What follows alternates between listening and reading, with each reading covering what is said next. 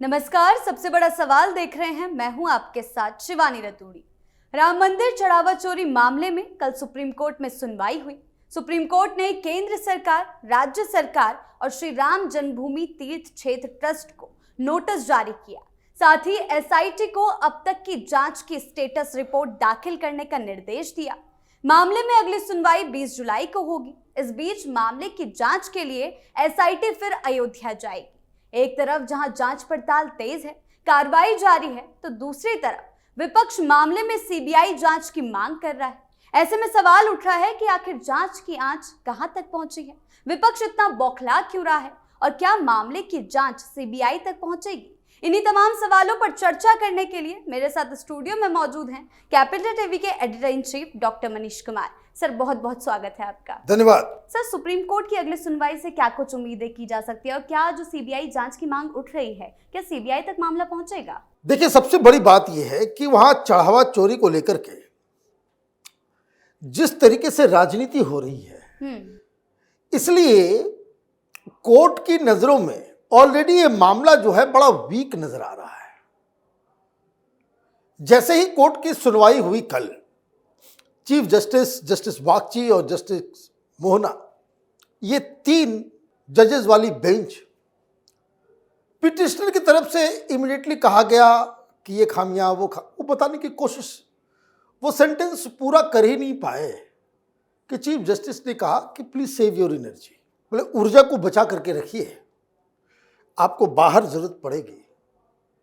मतलब chief justice की नजर में ये मामला पॉलिटिकल है और ये जो तमाम जो अर्जियां आई है उसका एक पॉलिटिकल मोटिव है। वरना चीफ जस्टिस को ये कहने की आवश्यकता नहीं पड़ती, क्योंकि वो समझ रहे हैं, जजेस, उनको सब कुछ समझ में आता है। केस सामने आते ही उनको मालूम चल जाता है भाई ये पीआईएल किस चीज के लिए है। उनको मालूम है कि ये सब जो है बयानबाजी बाहर जाकर के करना है, मीडिया में छाना है इसकी वजह से। और जो एक पिटिशनर है सुधाकर सिंह, ये आरजेडी के लीडर है, सांसद हैं, और वो चढ़ावा चोरी नहीं, राम मंदिर के निर्माण में जब से जो चढ़ावा चढ़ रहा है, जो दान आ रहा है निर्माण का, उसका वो बकायदा फॉरेंसिक ऑडिट करवाना चाह रहे हैं, अकाउंट्स का। मतलब एक एक चीज की जानकारी, एक एक चीज की पड़ताल कि पत्थर आया तो कितना आया, कैसे रुपए आया। मतलब फॉरेंसिक जांच का मतलब यह हुआ कि एक एक ईंट जो खरीदी गई जी, उसकी भी जो है वो, उसका भी जो है वो जांच होना चाहिए, और वो भी इंडिपेंडेंट अथॉरिटी से, किसी इंडिपेंडेंट एजेंसी से। अब आप ये सारी चीजें लेकर, जज क्या कह रहे हैं, सेव योर एनर्जी, बाहर। तो चूंकि पीआईएल है, 3-4 पीआईएल, 4-4 पिटीशन डाला गया, तो जज ने नोटिस डाल दिया। नोटिस डाला गया, ये कहा गया कि भाई एसआईटी का जो प्रामा फेसी रिपोर्ट है वो आप जमा कीजिए। तो सॉलिसिटर जनरल तुषार मेहता ने कहा कि हम दे देंगे, लेकिन उसे हम इस वक्त बंद लिफाफे में देंगे। मतलब it is only for the जजेस टू रीड। जज साहब लोग उसको पढ़ेंगे कि कितना अभी तक हुआ है। तो इसमें पिटिशनर्स ने कहा कि नहीं नहीं हमें भी दे दीजिए।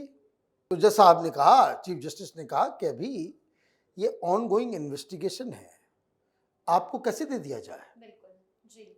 अब अगला मसला, वो एसआईटी की जो रिपोर्ट आएगी उसमें 4-5 चीजें जज साहब देखेंगे। एक कि एसआईटी का जो गठन हुआ, एसआईटी को जो अधिकार दिए गए, एसआईटी का जो मैंडेट है कि क्या क्या चीजें आप जांच के दायरे में आप लेकर के आओगे, और उसके बाद वो देखेंगे कि अभी तक जांच कहां तक गई, तो जांच में क्या अब तक निकला है कि भाई चोरी हुई या नहीं हुई।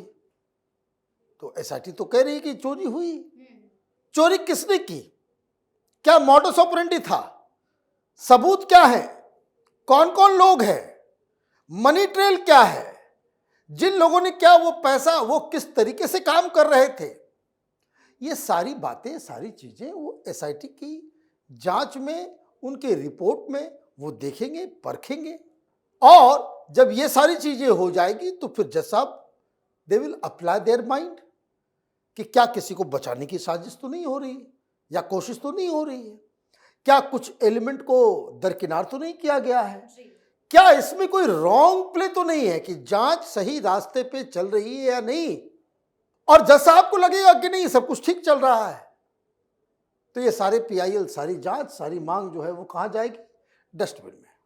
और जज साहब को लगेगा कि नहीं कुछ गड़बड़ी चल रही है इसके अंदर, जो राजनीतिक तौर पे जो आरोप लगाए जा रहे हैं कि छोटी मछलियों को पकड़ा जा रहा है, बड़ी मछलियों को नहीं पकड़ा जा रहा है, क्योंकि अभी इन्वेस्टिगेशन ऑनगोइंग है, और उसके बाद वो डिसीजन लेंगे कि भाई इसका क्या करना है, सीबीआई को देना है, या एक पिटीशन जो मांग कर रहा है कि सुप्रीम कोर्ट के निगरानी में उसकी जांच की जाए।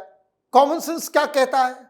कॉमन सेंस तो यही कहता है कि ऑलरेडी एक जांच जब चल रही है और बहुत ही अच्छे तरीके से जांच की जा रही है, गिरफ्तारी हो गई है, मॉडस ऑपरेंडी मालूम चल गया है, साक्ष्य सबूत सारी चीजें, अब आप इसको हटा के आप कोई पैरेलल जांच की शुरुआत करेंगे तो ये जो 20 दिन का जो गैप हुआ वो फिर वापस जीरो से शुरू होगा, फिर नए लोग आएंगे, फिर वो नए सिरे से जांच करेंगे, उनका क्या मैंडेट होगा।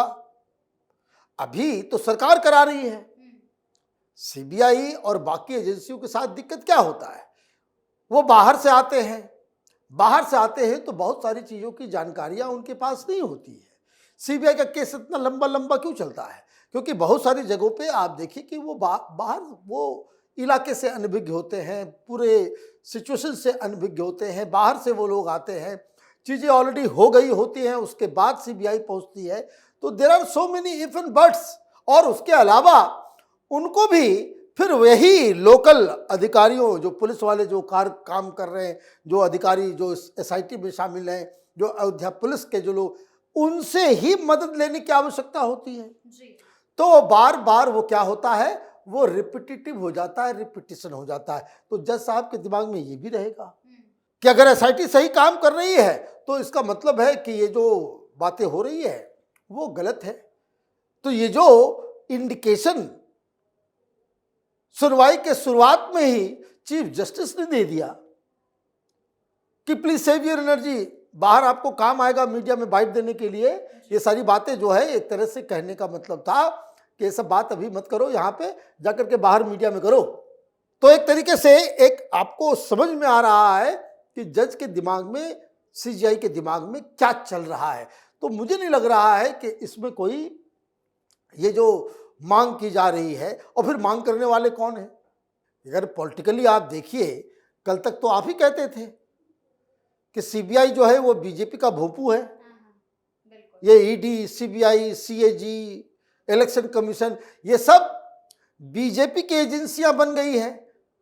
आपको जब राजनीतिक तरीके से सूट करता है तब आपको सीबीआई जो है बड़ी इंडिपेंडेंट एजेंसी बन जाती है। तब सीए अभी कह रहे हैं कि भाई सीएजी से ऑडिट करवाओ, तब तो सीएजी बड़ा बढ़िया हो जाता है जब आपको उसके आपकी राजनीतिक हित उसमें हल हो रहा है होता है। तो अदरवाइज यही अरविंद केजरीवाल ये क्या कह रहे थे, सीएजी को गालियां दे रहे थे कि सीएजी से बीजेपी ने ये रिपोर्ट तैयार करवाई, तो इसका मतलब इंडिपेंडेंट नहीं है। तो आप हर सिचुएशन को लेकर के आप अपने हिसाब से उस तरह से करेंगे। अभी देखिए एक बात और, मैं राजनीतिक तौर पे ही अगर चर्चा चली है, कल सुप्रीम कोर्ट में एक और फैसला आया, और वो फैसला था कि मद्रास हाई कोर्ट ने गौ हत्या के ऊपर बैन लगा दिया। कहा कि नहीं, गाय की बलि नहीं चढ़ेगी रमजान ये बकरीद के दौरान। सुप्रीम कोर्ट में मामला आया। अभी सब राम भक्त बने हुए ना, सब सनातनी हिंदू बता रहे हैं। अभिषेक मनु सिंघवी ने सुप्रीम कोर्ट में आर्ग्यू किया और मद्रास हाई कोर्ट के जो गौ हत्या के ऊपर बैन लगाया हुआ था उसको आपने फिर से बहाल करवा दिया। मतलब अब गाय की हत्या आप कर सकते हैं, गाय को काट सकते हैं। तो भैया तो किस तरह के सनातनी पार्टी है, कांग्रेस पार्टी या ये इंडी गठबंधन वाले, उसके ऊपर तो कोई चर्चा नहीं हो रही, उसके ऊपर कोई बातचीत नहीं कर रहा। तो ये देखिए, राजनीति से प्रेरित होकर के ये विपक्ष सनातनी बन जाता है। कभी जो है गौ हत्या का जो है वो उसको ले, भाई मनु सिंघवी साहब सांसद भी हैं कांग्रेस पार्टी के। आप सिर्फ ये नहीं कह सकते भाई वकालत कर, भाई ये कांग्रेस पार्टी ये काम करवा रही है। तो ये जो डाकोटोमी है, ये जो विरोधाभास है विपक्ष की रणनीति में और राजनीति में, वो मुझे लग रहा है कि इस केस में पूरी तरीके से एक्सपोज होने वाला है। जी सर, बहुत बहुत धन्यवाद आपके इन तमाम जानकारियों के लिए। धन्यवाद। तो कुल मिलाकर चढ़ावा चोरी मामले में एक तरफ जांच तेज है, सुप्रीम कोर्ट ने नोटिस दे दिया है, विपक्षी दल लगातार हमलावर है, सीबीआई जांच की मांग कर रहा है, तो वहीं दूसरी तरफ एसआईटी के अयोध्या जाने से लेकर सुप्रीम कोर्ट की अगली सुनवाई पर सभी की नजरें टिकी हुई है। तो फिलहाल इस खास शो में इतना ही। आपकी इस बारे में क्या राय है, हमें कमेंट सेक्शन में जरूर बताएं। वीडियो को लाइक करें, शेयर करें और चैनल को सब्सक्राइब करना ना भूलें। धन्यवाद।